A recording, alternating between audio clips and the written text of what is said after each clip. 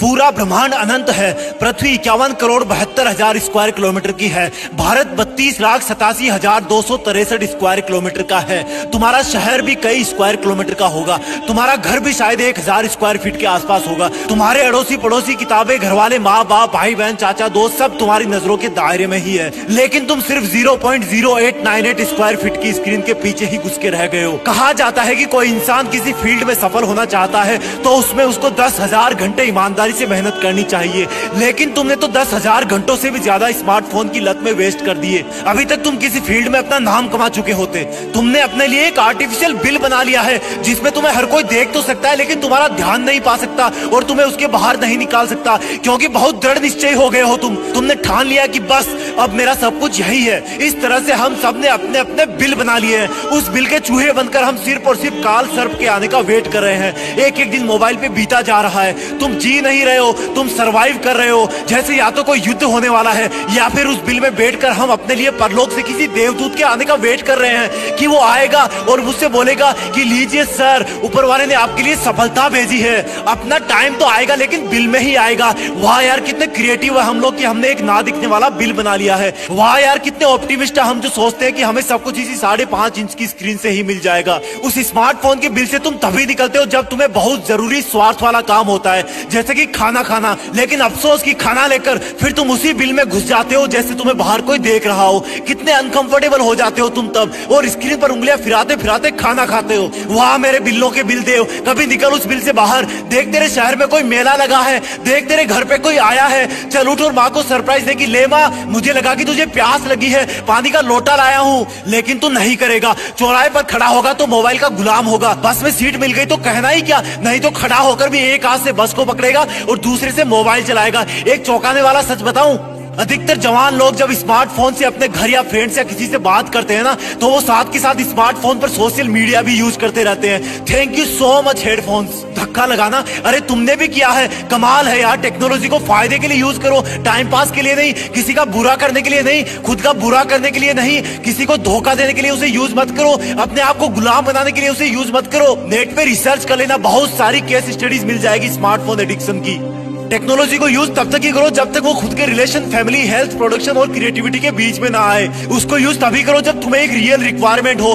किसी से घंटों चैटिंग करना कोई रियल रिक्वायरमेंट नहीं है। ये जो तुम किसी को फ्लर्ट करने के लिए घंटों चैटिंग करते हो या बार बार उसका मैसेज चेक करने के लिए नेट ऑन करते हो ना, उससे कुछ नहीं मिलेगा नोमोफोबिया के अलावा। नोमोफोबिया, लो वैज्ञानिकों ने बीमारी का नाम भी दे दिया है, नो मोबाइल फोन फोबिया का शॉर्ट नेम नोमोफोबिया। फोबिया मतलब डर, यानी कि मोबाइल से दूर रहने का डर। रिसर्च चल रहे हैं, एक ऐसी बीमारी जब आपका मोबाइल आपके लिए उतना ही इंपॉर्टेंट हो जाए जितनी ऑक्सीजन, यानी कि मोबाइल भूल गए, नेटवर्क चला गया, नेट नहीं चल रहा तो सुख चैन सब खत्म, यानी कि एक तरह का मेंटली डिसऑर्डर।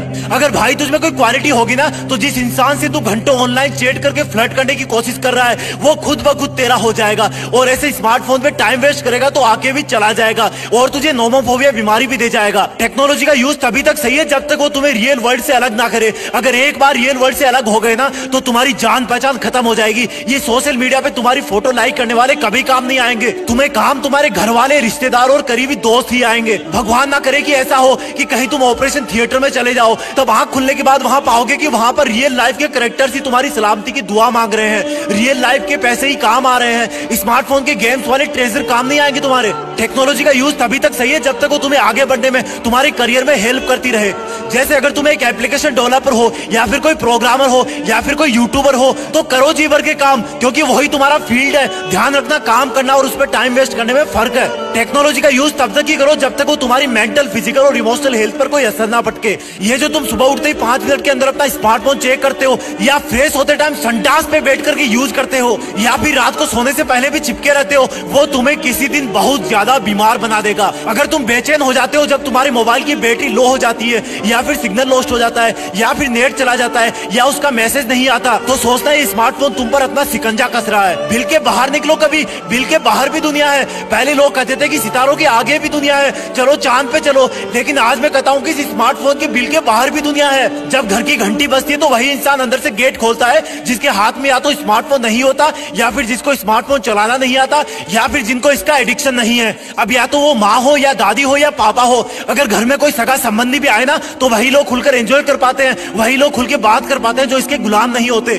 सोचो अगर देश का कोई लीडर भी इसी तरह से स्मार्टफोन के नोटिफिकेशन ही चेक करता रहेगा तो वो कुछ दिन में लीडर नहीं बचेगा। सोचो अगर कोई डॉक्टर पेशेंट का इलाज करने की बजाय स्मार्टफोन में व्यस्त रहेगा तो पेशेंट का क्या हाल होगा। सोचो अगर तुम्हारे पेरेंट्स भी इसी तरह से सब कामों को सेकंड प्रायोरिटी पर रख करके घर के किसी कोने में बैठकर सोशल मीडिया के मैसेज ही चेक करते रहेंगे तो तुम्हारा क्या हाल होगा। माँ के पैर कितनी बार छूते हो साल में, बताओ 10 बार 30 बार, और मोबाइल कितना छूते हो, अगर एक दिन में 50 बार छूते हो ना तो साल में 18,000 बार। क्या लॉन्ग टर्म इन्वेस्टमेंट है यार। लेकिन मुद्दे की बात यह है कि इस स्मार्टफोन के बिल से बाहर कैसे आए। एकदम से तो कोई बुखार भी कम नहीं होता, तो फिर ये तो कई महीनों की प्रॉब्लम है। एकदम से मोबाइल की लत नहीं छोड़ सकते, लेकिन हमेशा थोड़ा थोड़ा कम कर सकते हो, जैसे कि आधा घंटा डेली कम करते जाओ। आखिर में एक ऐसा दिन आएगा जब तुम सिर्फ और सिर्फ रियल जरूरत पर ही फोन छेड़ोगे। स्मार्टफोन की लत को छोड़ने के लिए अपने लिए एक चैलेंज मानो और ये सोचो कि अगर मैं खुद अपने आप को कंट्रोल नहीं कर सकता ना तो दुनिया को क्या कंट्रोल में करूंगा, अपनी मंजिल को कैसे काबू में लाऊंगा। और जब तुम्हें लगे कि फिर से मोबाइल को उठाने का सिग्नल आ रहा है तो फिर अपने कष्ट भरे दिन याद करना जब तुम रात भर स्मार्टफोन की वजह से सो नहीं पाते थे, जब तुम पढ़ नहीं पाते थे या फिर किसी फंक्शन में लोगों के साथ मिल नहीं पाते थे। तब तुम्हें अंदर से ताकत मिलेगी कि मुझे यह सब छोड़ना ही पड़ेगा।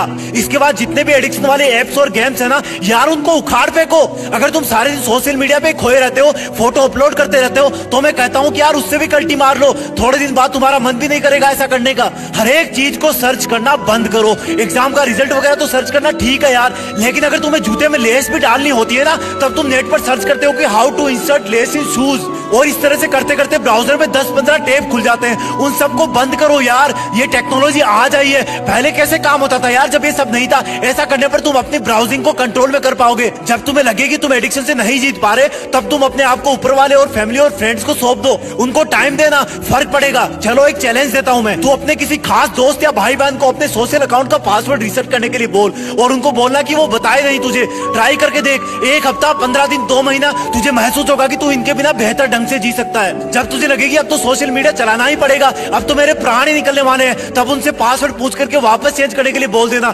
बहुत असर पड़ेगा इस बीमारी से लड़ने में। फोन को फुल चार्ज मत रखो और चार्जिंग पॉइंट पर कोई बैठने या सोने का जुगाड़ भी मत रखो। अपने आप मोबाइल से दूरी बन जाएगी। अपना कोई पैशन ढूंढो, जैसे गिटार बजाना, पेंटिंग करना, जॉगिंग करना, एक्सरसाइज करना, कहीं आउटडोर घूमने जाना। ट्रस्ट मी ब्रदर, इन सब का सुकून स्मार्टफोन से कई गुना ऊपर है। एक एक्स्ट्रा बेसिक सिंपल फोन रखना चालू कर दो।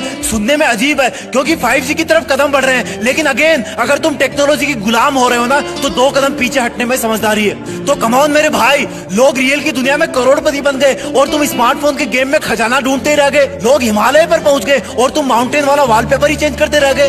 लोग ओलंपिक में गोल्ड मेडल ले आए और तुम मोबाइल पे गेम डाउनलोड करने में रह गए। ऐसा ही करते रहोगे ना तो तुम्हारी रियल लाइफ खत्म हो जाएगी। स्टूडेंट्स के मार्क्स भी कम आएंगे और वर्चुअल सोशल फ्रेंड्स के चक्कर में ना तुम्हारे रियल फ्रेंड्स भी खो जाएंगे। तुम्हारा करियर, रिजल्ट, खुशी, दोस्त, रिलेशन, इमोशन सब खत्म हो जाएंगे ऐसे एक दिन। ध्यान रखना, इस स्मार्टफोन का बिल तुम्ही ने क्रिएट किया है, तो अब उस बिल में स्मार्टफोन को छोड़कर बाहर निकल जाओ। थोड़ा वक्त लगेगा लेकिन फिर इंसानों की तरह जियोगे, ना कि रोबोटों की तरह। आंखें पृथ्वी और प्रकृति के नजारे देखेगी, परिवार के हंसते मुस्कुराते चेहरे देखोगे, ना कि 5.5 इंच की स्क्रीन। दिमाग में फ्यूचर वाली प्लानिंग होगी, ना कि कोई डिसऑर्डर। दिल में आगे बढ़ने का जुनून होगा, ना कि कोई पछतावा। जितने बड़े बड़े लोग देखते हो ना सोशल मीडिया पे, उन सबके सोशल अकाउंट हैंडलर्स होते हैं, जिनको उनसे ज्यादा उनके पर्सनल एम्प्लॉइज मैनेज करते हैं। क्योंकि वो भी अगर इसी 5.5 इंच की स्क्रीन में खो जाएंगे ना तो वो रियल लाइफ में कैसे जीतेंगे। आपकी जीत को फिक्स करने के लिए हम जीत फिक्स पर ऐसे ही वीडियोस लाते रहेंगे जो आपकी जिंदगी को बदल सकते हैं। इस वीडियो को लाइक और शेयर करके चैनल को सब्सक्राइब कर लेना। जय हिंद, वंदे मातरम।